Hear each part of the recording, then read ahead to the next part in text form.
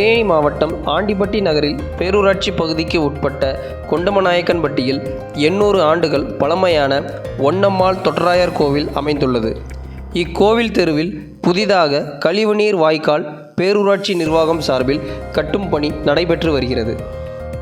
இக்கழிவுநீர் வாய்க்கால் ஒன்னம்மாள் தொட்டராயர் கோவிலுக்கு சொந்தமான பட்டா நிலத்தின் வழியாக செல்லுமாறு மதிப்பீடு செய்யப்பட்டு பணிகள் நடைபெற்று வரும் நிலையில் அதற்கு கடும் எதிர்ப்பு தெரிவித்துள்ள அப்பகுதி பொதுமக்கள் கோவில் வளாகத்திற்குள் உள்ளேயே கழிவுநீர் வாய்க்கால் செல்வதால் பல்வேறு மாசுக்கள் கோவிலுக்குள் தங்குவதோடு துர்நாற்றம் வீசி கோவில் அசுத்தம் ஏற்படுவதாகவும் கோவிலின் புனிதத்தன்மை பாதிப்பதாகவும் புகார் கூறும் பொதுமக்கள் வாய்க்காலை கோவில் வளாகத்திற்குள் செல்லாமல் மாற்று வழியில் அமைக்க வேண்டும் என்று கூறி இன்று ஆண்டிப்பட்டி வட்டாட்சியர் மற்றும் தேனி மாவட்ட ஆட்சியர் கழிவுநீர் வாய்க்காலை